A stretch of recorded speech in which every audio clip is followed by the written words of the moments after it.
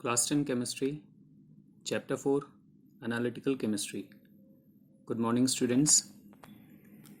Students, in this chapter we will mainly see how to distinguish between two given salts by using sodium hydroxide and ammonium hydroxide. We will also see the reactions involving certain metals with their alkalis and reaction of alkalis with the metallic hydroxides and metallic oxides. Now students, analysis is of two types. One is called qualitative analysis, another one is called quantitative analysis. In qualitative analysis, generally we need to identify a given compound or given molecule or given gas. But in case of quantitative analysis means we already know which compound or which molecule it is, but we do not know what is the quantity of this molecule or compound. Okay, so if we are going to find the exact nature of the salt, then it will be called as qualitative analysis.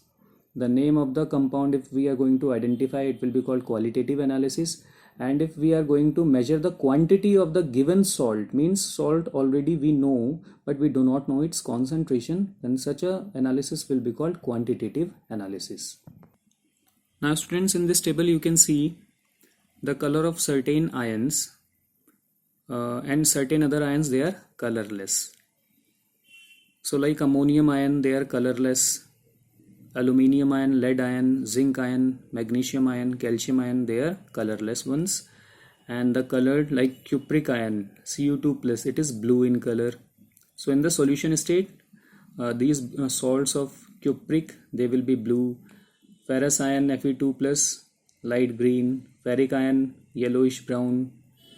And then nickel green, chromium green, manganese ion pink. So basically in the aqueous form or solution form, the salt of such ions will be likewise.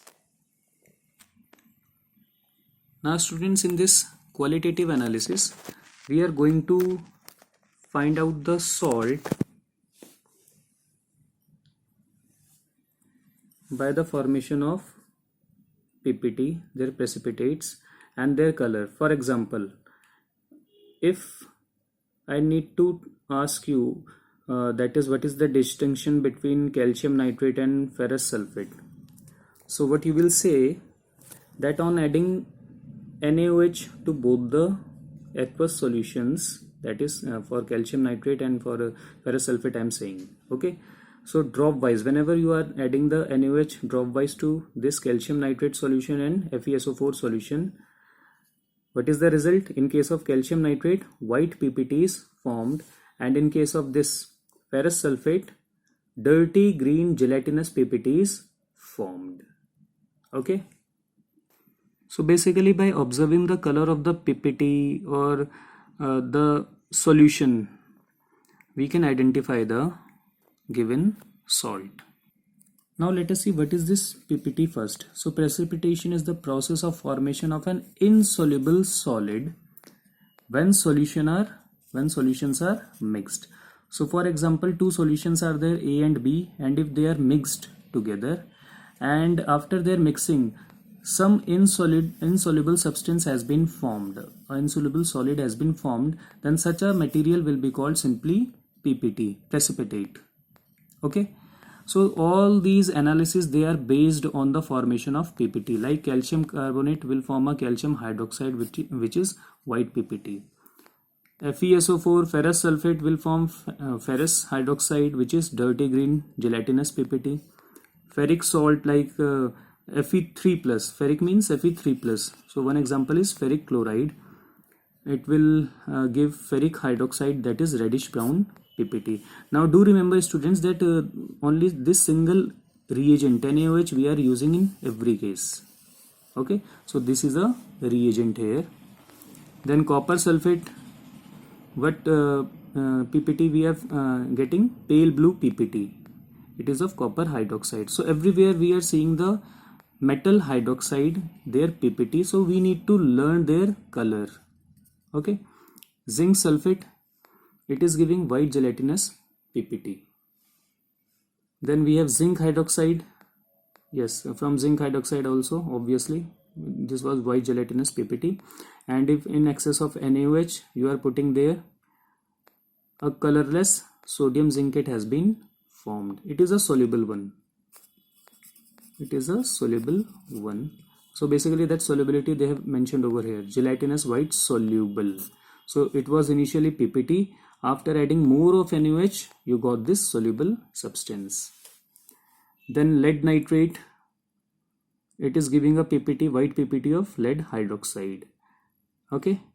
Then how you are going to distinguish the ammonium salts like NH4Cl when reacts with NaOH, NaCl and H2 and ammonia is being produced. Okay, and we can do the test for this ammonia to identify this gas. By bringing a rod dipped in HCl, we can identify that the dense white fumes will be evolved. Now students, this last column, it is showing when you are adding excess of alkali. Initially you were adding the alkali, you were adding drop wise. After formation of the corresponding PPTs, now you are adding excess of alkalis. So in case of calcium, if it is a calcium salt, so in case of calcium, if excess of alkali you add, what is the result? White sparingly soluble. Sparingly means less soluble. Okay, not totally soluble but less soluble. Then in case of ferric hydroxide PPT, if you are adding more of the NaOH, dirty green insoluble means it will remain PPT only. So how it was there, in the same way it will remain here only. Then in case of reddish brown PPT of FeOH thrice, it will remain reddish brown insoluble means it is simply, it will remain in the PPT form. Okay. In case of copper blue, pale blue PPT, and if you are adding excess of NaOH, it will remain pale blue insoluble means PPT it will remain. Insoluble means it will remain in the PPT form. But here zinc hydroxide, first it was white and gelatinous PPT, but if you are adding more of NaOH to this solution in this test tube, what will happen? Gelatinous white soluble. So your zinc hydroxide will become soluble. Okay. Likewise lead hydroxide, white PPT it is, but if you are adding more of NaOH to this test tube carrying this white PPT, chalky white soluble substance is formed. So in this case no PPT is formed, means PPT has been dissolved, but in these remaining cases the PPT was there, and here dissolution was there but up to a very less extent. So in the question format I have written this, how will you distinguish between ferrous sulfate and copper sulfate? So I have written addition of NaOH dropwise to ferrous sulfate solution will lead to formation of a dirty green PPT. Means if you are getting in a test tube dirty green PPT, so it was ferrous sulfate.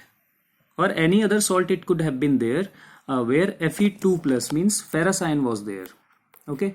Then here I have written addition of NaOH dropwise to copper sulfate solution will lead to formation of pale blue PPT. So basically copper sulfate it will give a pale blue PPT. On what account? Because in copper sulfate copper valency is Cu2 plus. Okay, copper ion, or you can say cupric ion. So if that hydroxide is formed, means copper hydroxide is formed or cupric hydroxide, then it is pale blue PPT. So in this way you need to write in the exam. Now students, if I ask you what is the distinction, how you are going to distinguish between calcium nitrate, this first one, and the fifth one, that is lead nitrate, how you are going to distinguish. So in both the cases you will write that you are going to add NaOH dropwise. So in both the cases, that means in case of calcium nitrate, what is the result? White PPT. Okay, and here also white PPT will be formed. Got this one? Now this cannot be the distinction because in both the cases white PPT has been formed. So we will move one step further, that means to this next column. So we are going to add more of the alkali, that means NaOH, more of the NaOH we will add to that PPT. So what is the result in this calcium nitrate case? White sparingly soluble solution has been formed. But in this last case, what we are going to write? That a chalky white soluble substance has been formed. Chalky white soluble substance has been formed. So this is a distinction. So in this case, we moved up further ahead by including this addition of excess of alkali. So students, from this topic, you need to learn the PPTs, their color, and in excess of the PPT, what is the result. In some cases you can see the PPT still remains over there, but in some other cases you can see it has become soluble. So this is all for today. Goodbye.